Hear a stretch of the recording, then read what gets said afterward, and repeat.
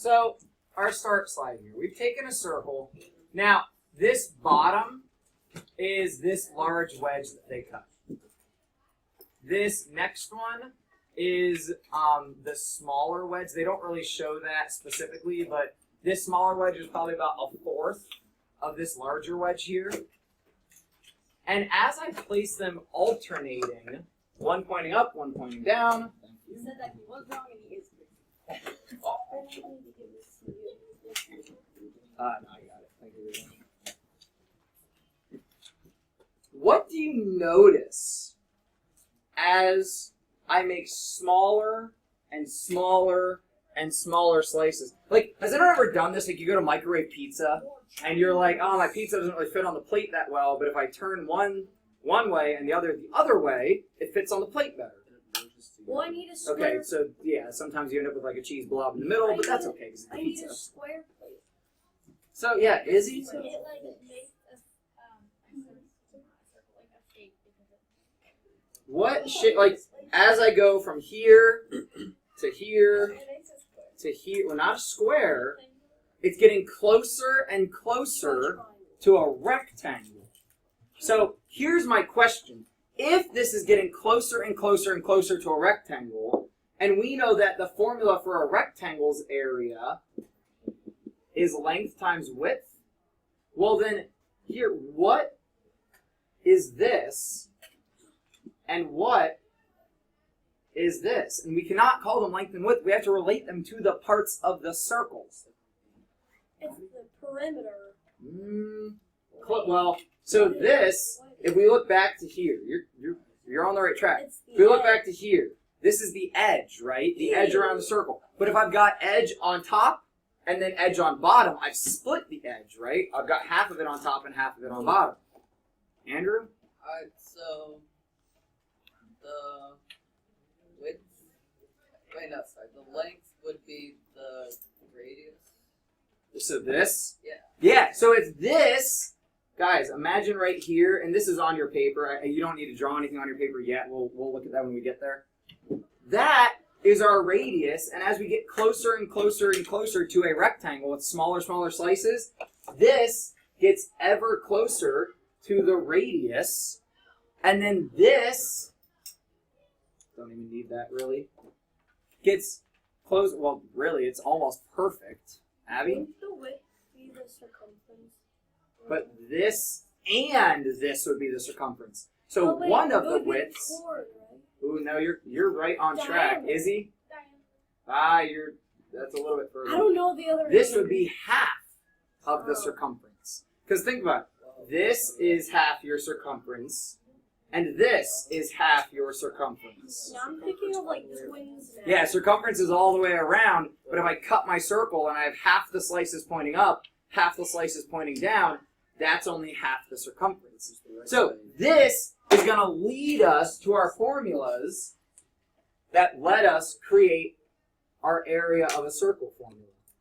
So as we go through this, that's what I want you to think about. So when we look at our shapes here, and we know that the grid is a foot by a foot, what shape up here is super easy to calculate the area? Yeah, Hayden? Square, right? If each of these is a square foot, we get 4 square feet. Or, yeah, they say feet. So we'd say 4 feet squared. Now, triangles are actually really nice too. Because a cool relationship that I can make here, if I look at this wedge at the top, CJ, what could I do with that? I could actually put it right into that space, and together they make a hole. And I could do the same on the other side and put it into that space. So what would be the area of the triangle? 2 feet squared.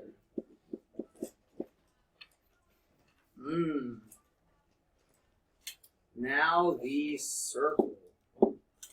Crap, I've got those corners cut off. It's less than 4, right? We can tell, like, I can compare it to the square and see it's less than 4.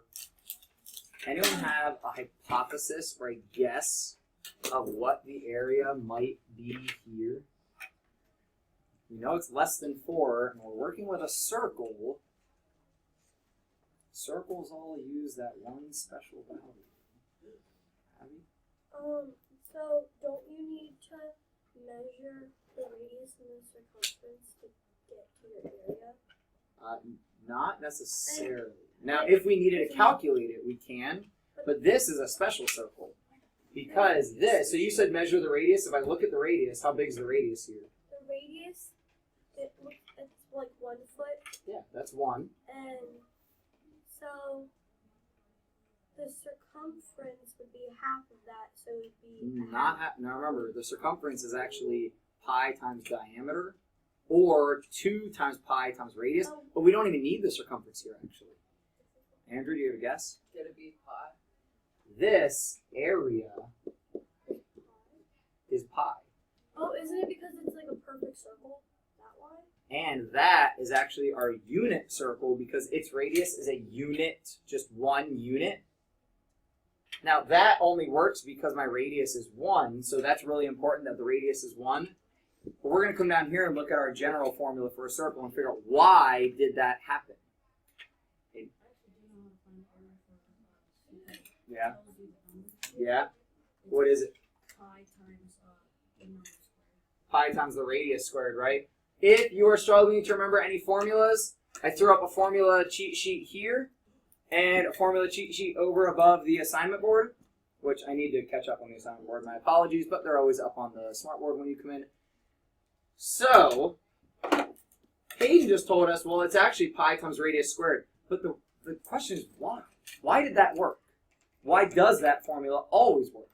So think about what I showed you in the start slide. So here's a very simplified image of what I showed you in the start slide.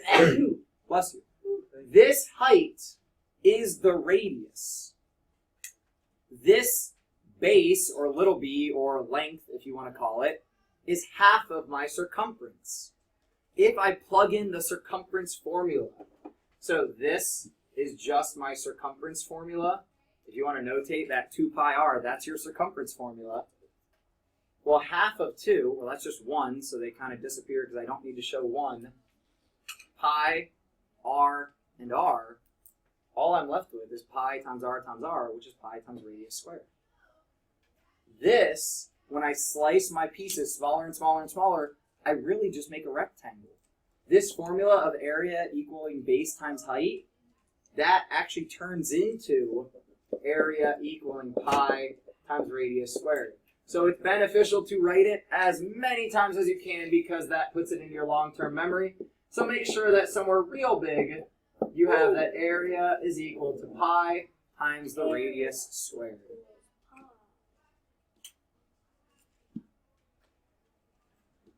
Remember, when we square something, that's that value times itself.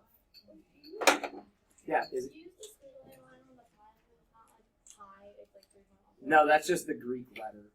So, like, and actually in lowercase and uppercase, it is just like 2 vertical lines with that. Now, sometimes you'll see it where the one kind of has a tail that sticks out. It's just kind of fancier, but it's just the Greek letter pi. That's just the font that it's in. So, like, when you see pi with a straight line, it's no different than pi with a squiggly line. Just the font made it flatten out, but technically it kind of has a little bit of curve to it.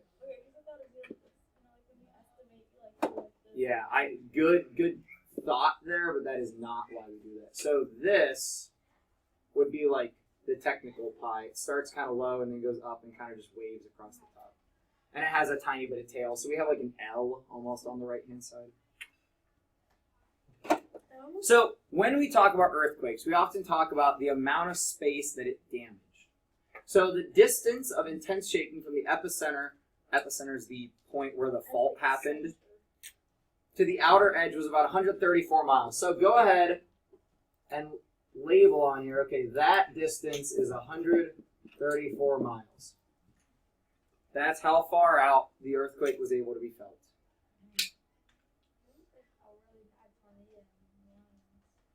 So the lines are showing like where it was impacted. Worst impact closest to the middle, less impact as we go out.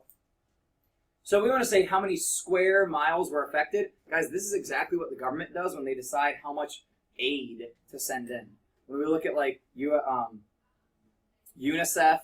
and Red Cross and those people, depending on how much space, how much area was affected, depends on how many people go in to help. So set up your formula. That area is going to equal pi times your radius squared.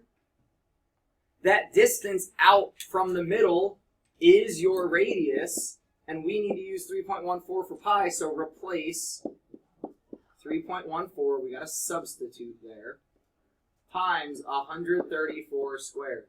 When you go to do this in your calculator, do the number squared first, then times 3.14. So in your calculator, give me your eyes up here if you don't know where the square button is. Right over here, where you see x with a little 2 above it, that is how we square. So you're going to type in, and if you haven't done this before, I'd grab a calculator and test that you can get the right answer. You're going to type in 134 and then hit that little 2. And it should pop up as a little 2 on your 134. Hit enter to get that answer. Then without clearing, just hit times, because it will grab that answer, times the 3.14. And right here. Next to the 7. Left-hand side. Yeah, left-hand side of the calculator. And this comes out to be 56,381, and to the nearest square mile, so that would round up to 382 miles squared. Andrew? Can it be, what I got was 1,322.500. Let me check your work. Are you sure you didn't do 134 times 2? You have to do 134 squared. You got to raise it to that second power. So, oh, you cleared it. So, show me what I did. No, it's not your pi that's being squared. It's your radius that's being squared. That's why I said square the radius first, then multiply by your pi. And here you can't use the pi button. You got to use 3.14. So using the pi button is going to get you a different answer. So you don't want to use the pi button unless it tells you use exact pi. It said use 3.14. So don't use exact pi. Use the 3.14. Try the got it on your own with a radius of 3.2. But now, Andrew, leave your answer in terms of pi. Alright. So when it says thank you. When it says leave your answer in terms of pi, don't use 3.14. Instead of plugging this in here, we would leave it as pi.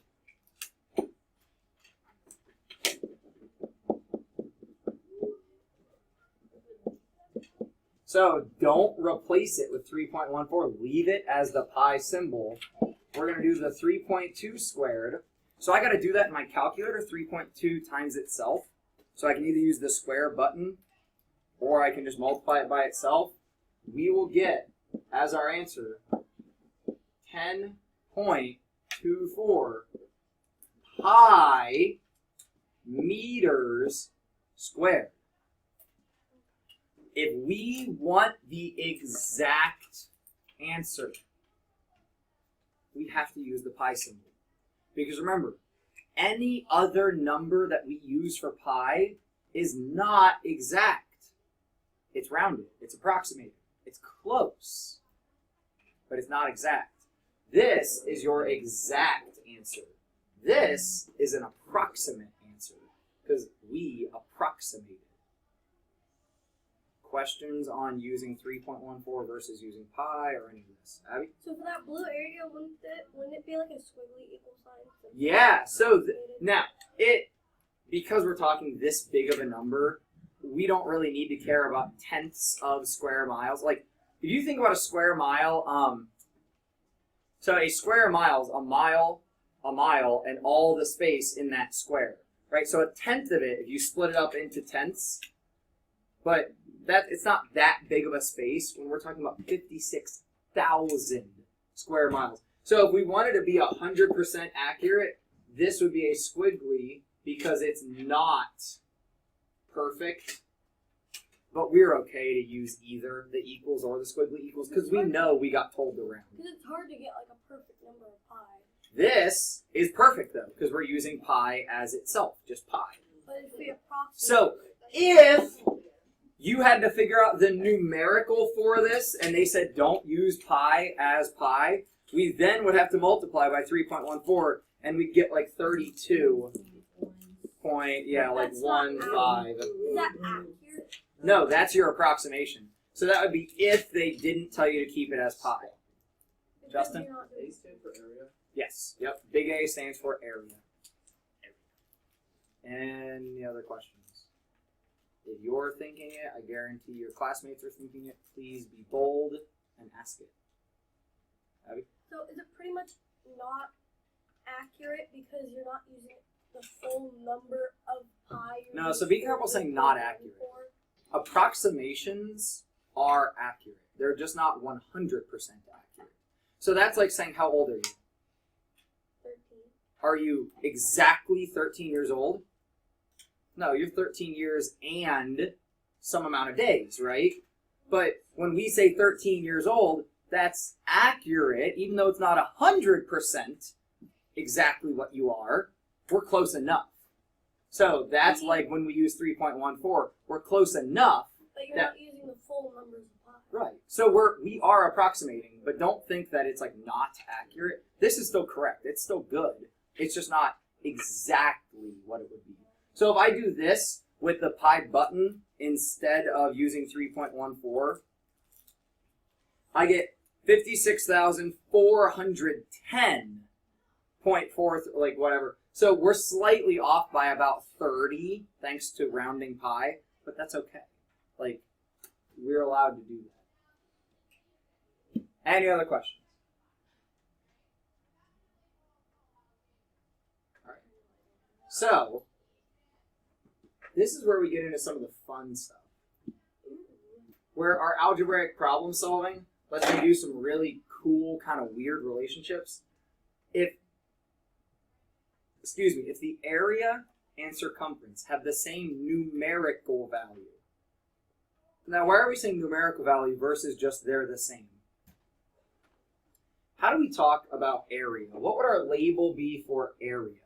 If we're talking about units, we would have units, area. Is it squared, cubed, what is it? Squared, right? So this is units squared. What about circumference? How would we talk about that if we had to label it? Anthony, what about circumference? How do we label that? Yeah, that's the...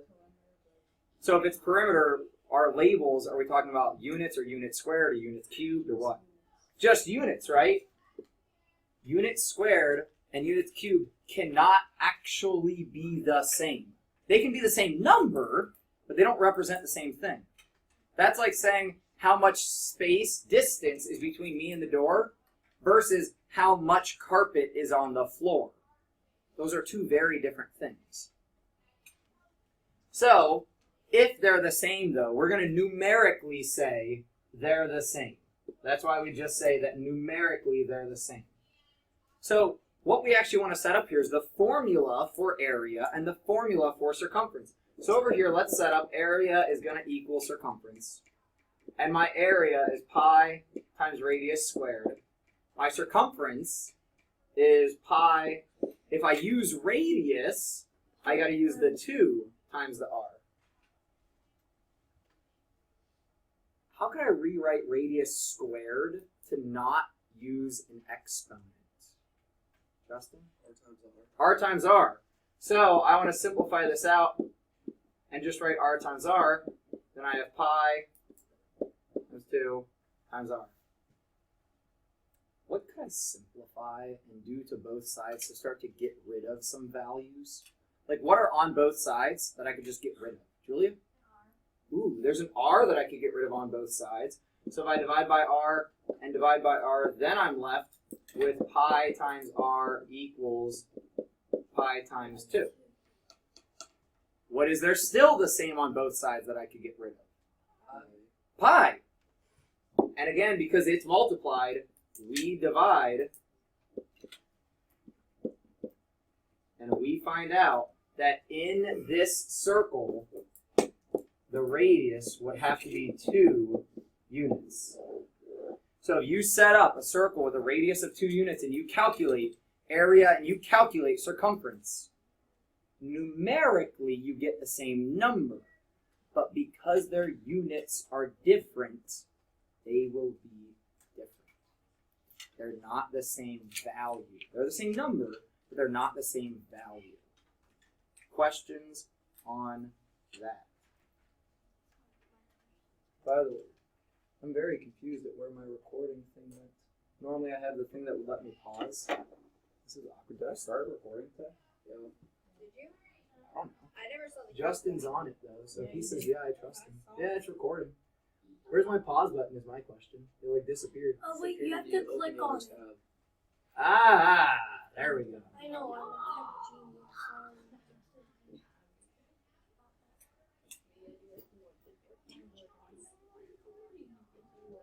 So try this. Now, by the way, the eye of the hurricane is extremely dangerous because a lot of people think the hurricane's done. It is not. If you ever find yourself in a tornado or a hurricane and the storm's really, really bad and then all of a sudden everything's like dead silent, like creepy silent, you're in the eye. Stay in hiding. Wherever you were, stay there. We were on vacation in Virginia and Hurricane Bertha, I love that name. Hurricane Bertha made landfall and we had to head inland because it was bad enough. The next morning we went out on the beach and there was literally a cliff in the sand from where the waves had come and broke on the beach. They hit the beach so hard the sand was about this tall where the waves like stopped. The sand like had a step. It was sweet. People were out there four-wheeling. Yeah. Anthony? Yeah. It's real bad. Yeah, the thing about hurricanes though, they get their power from the water. So as soon as they hit land, they die out. That's earthquakes. Yeah, and tsunami is like earthquake turned into ocean storm. So, sorry, I'm going to have you guys solve this on your own. In this hurricane, the eye had a diameter, I'm emphasizing that for a reason, of 30 miles. What was its area? So, set up your formula. Area equals, don't start with numbers. Start with your formula, then plug in your numbers. Try this on your own. Stick up a hand if you're confused. Be careful. Careful reading. Yes, that is the right formula. And the issue is that here would be that. Yeah, instead of giving that. So I can't use this. Well, we can use it, but we first have to figure something out. So can you use diameter to figure out that? Yeah, so that's what we do first.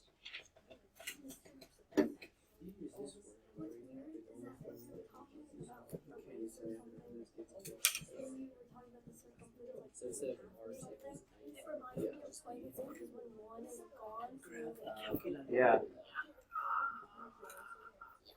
Hopefully we all set up our formula. Pi times radius squared.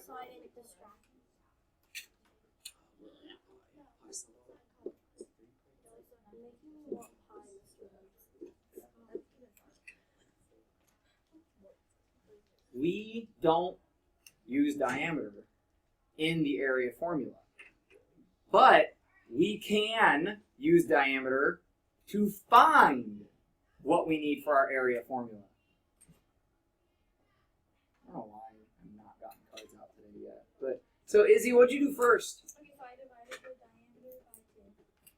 So 30 divided by 2 is going to give me that my radius is 15. What'd you do then? And then I set up area equal to 3.14. Ah, you subbed in the 3.14 because the problem told me to. And then times 15 to the second power. Again, I would do this first in your calculator, then multiply by your pi. So 15 squared, I think, is like 225. That's one of the fun ones. And then times your 3.14, and you got 706.5. Label. Well, what was our units? So here, I love that you said that actually. We can write miles squared, or you can actually write SQMI to abbreviate square miles. So you can do S2MI or the MI to the 2. Either one is right. But you would not write MISQ. If you're writing out square, you do that first. Because we would say 706.5 square miles. Abby? So if that's the approximated answer, would it, Yeah, and they say to the nearest square mile, so we'd round up to 707. But the actual answer we got was this, so we'd round up to 707. okay, because I did 15 squares times pi instead of 225. Yeah, well, because in that calculator, it kept pi as pi. So that was the problem, is we don't want to keep it as pi, we want to look at what is the actual decimal value. So, No, I just felt like doing it. What, the bubble netting one? Because it's interesting? What's that? Why? What do you mean? What's bubble? Why is it terrible? It's not actual nets. Have you ever heard of bubble netting before? No. So, bubble netting is a trick that bigger marine animals play on smaller marine animals. So, if you see if you're swimming, and especially when you're fishing, your eyes are on the sides of your head, and you see a lot wider than what we see, and you see a bunch of stuff all around you, you stop, and you kind of get scared because that stuff all around you could potentially kill you. So, bubble netting, actually, these whales would go below, like a school of fish or something, they'd let out a bunch of bubbles, and it actually goes up kind of like a net. It goes round because, bubbles float to the surface, and it scares the fish, and they all go towards the middle because they want to clump together, and so if you've ever seen Nemo, when fish clump together, it's like a defense technique. So they clump together, and then the whale comes up, and he's just like, oh, dinner. So, bubble netting is not actual nets. It's just a trick that whales play on fish. So, what is the area of a ring of bubbles 100 feet wide? You gotta realize these humpback whales are huge. So, we have our bubble net. That's not a perfect circle, but that's 100 feet wide. To find area, this is why we write our formula out first. It helps remind me I need radius, and I don't have it. So, Kylie, if I want radius here, how do I find it? Yeah, my radius is obviously going to be half that diameter. So that's 50. Now, again, they tell me use 3.14. Here's a trick with numbers involving 0 when we square them. Square the 5, and whatever power you have, do that to the amount of zeros you have. So, I'm going to double my amount of zeros and square my 5. So I get 2,500 actually. Then times 3.14. So if you want to know what I'm saying, that squared is 25, and then the zeros make 2 zeros. That times 3.14, what'd you get, Abby? 7,850. Label? Oh, it's feet squared. Feet squared. If it doesn't have a label, it is not correct. We talked about crop circles in here? No. Thought so. So, if you, and this makes less sense to you guys since you grew up in Columbus, but did anyone actually grow up in farm town type, you moved here, but you're from rural Ohio? Okay. You all should, where were you from, Abe? Delaware-ish? North then? Yeah. So, the interesting thing about farm towns, there's not much to do. People work on the farm, and that's a lot of what they do. So, making crop circles became a thing that people would do. Certain crops, after you harvest them, still, the crops are in the fields. So you can take a board and put ropes on it, and that's what this is supposed to represent. Or, if it's a heavy enough board, you can literally just drag it behind you, and it folds the crops down. And then when you're driving by, if you're above the field at all, you can make images. So high school classes are different people, and you want to get permission, or else you can actually go to jail because you can destroy people's crops. But if you have permission, you can make cool stuff. Izzy? Okay, so I went to Colorado this winter, or for winter break, and I was flying over the rural part of Colorado. Yeah. There were these giant circles, and I was like, "What are those?" Because they looked like crops, but they were just like in circles. Yeah. Like they were small and big. Now that might have also been just by how they were harvesting. If they harvested in a circle, it could these might not be that people made crop circles. It could just be as they harvested, it was making crop circles. But so the hypothesis that started the whole crop circles is that when an alien spaceship, a UFO, landed in the field, that it destroyed all those crops and then it left the imprint of the alien ship. Now believe what you want. I don't really buy into that necessarily, but probability-wise, we're probably not alone. So, I'm coming to you. One crop circle has a diameter of 40 feet, my smaller one. The other crop circle has a diameter of 80 feet. Is the area of the crop circle, so make a hypothesis in your head. Is this area double this area? Well, the width is double. We talked yesterday about circumference. If I double the length across my circle, I double my distance around. Well, that makes sense. But think about this. If you take the distance, trying to think of circles, like concentric circles. What field has circles inside of circles? Oh wait. Yeah, hockey, right? So, well, yeah, this kind of looks like a Venn diagram. But if you had one circle, smaller, another circle twice as wide, notice we're not necessarily saying twice as big. So make your hypothesis. Is this double the area? Then let's calculate it. So take a moment on your paper, calculate what's the area of the bigger circle, and then what's the area of the smaller circle. Ignore the fact that they overlap. We don't really care about the overlap. They just did that to make a cool design. Question? Is it a question or you just have comment stories sort of thing? Okay, we gotta keep going. We do not want to run out of time. Remember, you need radius. And you can leave your answer in terms of pi here. They do not tell me to use 3.14. So I can actually turn this around and say radius squared times pi. Set up your radius squared times pi. No, my blue circle, think about radius.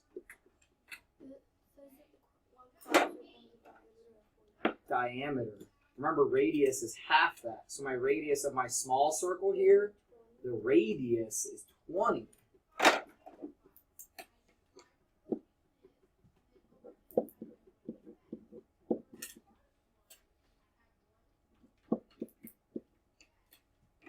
So I get 1,600 pi feet squared. If I wanted to use 3.14, I could, or I can leave it using the pi. Because I cut the diameter in half to find the radius. Remember, we got to use the radius. We're not using the 80 here. We're using the 40. Then, for my smaller circle, the radius of my smaller circle is, again, half the diameter. So here, it's 20. 20 squared, though, is 400. How does the bigger circle compare to the smaller circle? Is it times 2? CJ? So, we take whatever happened to the radius or the diameter or whatever happened to the distance, and square it. So this is really times 4. If the radius tripled, anyone have a hypothesis of what happens to the area? If the radius had tripled, instead of doubling it tripled, triple squared, it'd be 9 times as big. If it quadrupled, it'd be 16 times the area. So whatever happened to your distance squared. Because guys, the distance gets squared. So that's why that happens. And it doesn't matter if you put the square inside the parentheses or outside the parentheses, it still does the same thing. This says do 20 squared before you leave the parentheses. This says, hey, 40, when you leave the parentheses, you're getting squared. They do the same thing. How would you say if it was like by 5? Then that would be this, instead of being times 2, hold on, let me capture this. It would be like... This would be times 5 to the second power, so this would actually be times 25. So if you had one small circle and another one that's 5 times as big, the area would be 25 times the original area. Called, like, I know it's something. Quadrupling is times 4. What would 5 then? You could say quintupling. Oh, yeah. So, let's put this into practicality. If I'm able to cut, I have as many of these small circles as I want. I'm able to cut them however I want. It says, hypothetically speaking, how many of the smaller circle can I fit in the bigger circle? So when I look at diameter, what's happening to your diameter from the little circle to the big circle? It's being multiplied by 3. And Justin already told us, then what will happen to the area? That'll be area times 9. So we could actually fit 9 little circles in the big circle. Because we can fit that 3 times the diameter, squared because we square our radii. So we can fit 9 small in the big.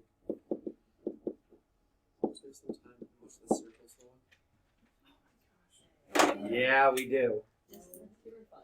You remember that you requested this. When you give me a hard time later and tell me that I ruined your life, you remember that you asked for this.